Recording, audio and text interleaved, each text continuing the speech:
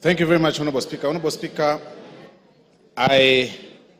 from the onset, I want to state that I support this motion entirely without putting or proposing to put a comma or full stop on any ground that has been placed here, Honorable Speaker. Honorable Speaker, I want to remind the honorable members that Clinton was almost impeached, or the impeachment attempt against Clinton in 1998 was out of the Monica Lewinsky. Read your history properly. He was actually impeached. Exactly. Monica Lewinsky matter. Of course, it was overturned later by the courts and other issues, but I'm saying it was out of that scandal, the very small scandal of the sexual scandal in White House. Honorable Speaker, I want first to start by proposing this question, Honorable Speaker, to honorable members. How would you feel that when you eventually transit to the next world, you are dead, that your brother or the person that you choose to entrust to take care of your wife and your children's property decides to start using those property for his own personal use? As members, how would you feel that? That is the question that honorable members should be making, should be answering themselves before they vote today, later today, Honorable Speaker. Honorable Speaker, the late Governor Rigathi Gachagua passed on 24th of February 2017.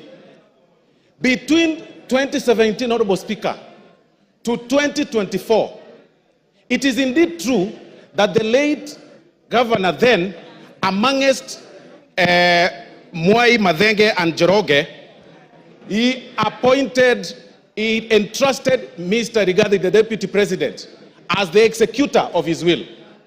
But, Honorable Speaker, between 2017 and 2024, the property that, and this is, Honorable Speaker, is in the documents that Mwengi Mutusa has shared, Honorable Mwengi Mutusa has shared with us and tabled in this house, that between 2017 and 2024, he's been able to alter or tamper with those companies, make himself directors in some of those companies, transfer some of those properties to himself, disinherit some of the beneficiaries, the kids of the late, and put them to himself. And then one particular case, Honorable Speaker, is the Olive Garden Realtors, Honorable Speaker, that was actually altered on 2nd of March 2022, using the position of power to his own advantage, Honorable Speaker.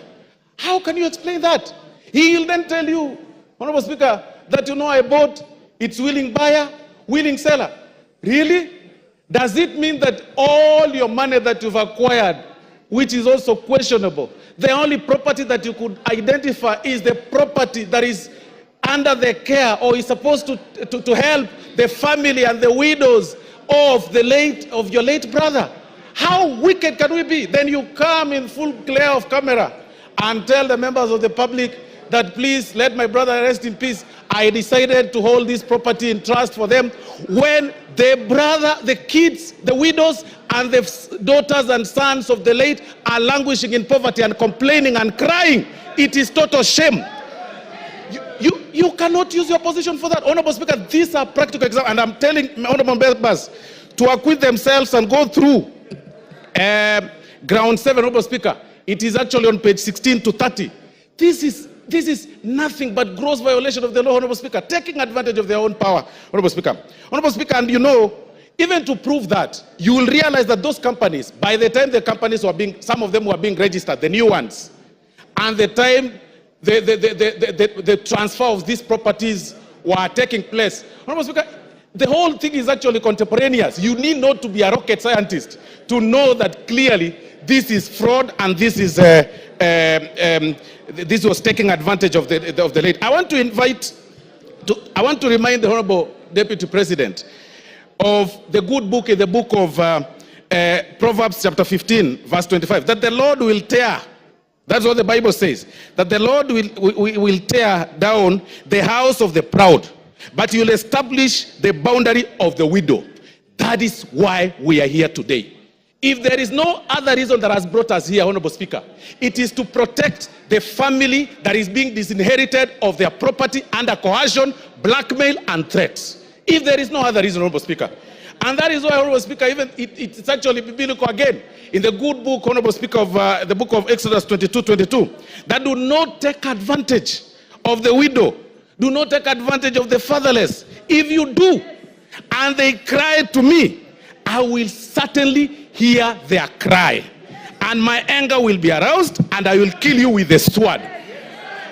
Today, we are using the sword today here to protect, and it is biblical, it is religious. Today, we are using the sword to impeach you, just to protect the children that are suffering, that you threatened, that you blackmailed, that you told that if you dare speak or utter a word, I am the Deputy President of Kenya, elected by 7.2 million people. I will finish you.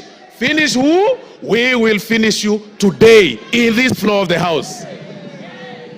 Honorable Speaker, I mean, there is nothing more for me, Honorable Speaker, on this matter. There is nothing more than cabinalism. I mean, really, like you are left under the care of the properties of your brother. Then you take them to your advantage.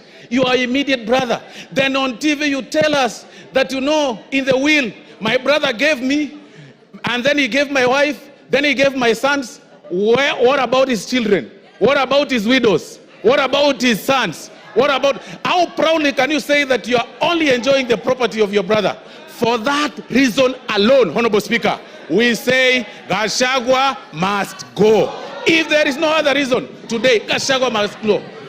Honorable Speaker, I relate this case with the case of, I relate this matter, Honorable Speaker, with the Spelunchian explorers case, Honorable Speaker, where the members... Yes, Kipchumba. Timothy Kipchumba. Honorable Speaker, I rise pursuant to Standing Order number 91 on the issue of statement of facts. Honorable Speaker, is it in order for the Honorable Osoro to claim that the Honorable Rigathi Gachagua disinherited the wife of the late brother? Honorable Speaker, can he table the facts before this House that he disinherited? Honorable Kipchumba. Order Osoro. Honorable Kipchumba. Those are the facts that the move of the motion placed on the table. It appears you probably were not in the House then. Finish up, Osoro. Honorable Speaker, I'll refer the Honorable Member to pages 16 to 30 of this very motion that was tabled in this House, Honorable Speaker. And these are facts. And I've also said that, Honorable Speaker, on this particular matter, the threshold is on the 2/3, and we're also working on the balance of probability. We are looking at this matter on how the facts relate or place themselves on the table from the transfer of the properties and also the registration of the companies. I mean, it is clear, the facts are contemporaneous. Nobody, unless you don't need to be a rocket scientist to identify this whole thing, Honorable Speaker. And that is why, Honorable Speaker, for this reason, for this very reason, Honorable Speaker, I want to say that I support the impeachment. Please, let's make it early. Even if it's at 6, Rigathi Gachagua must go. TJ Kajwang.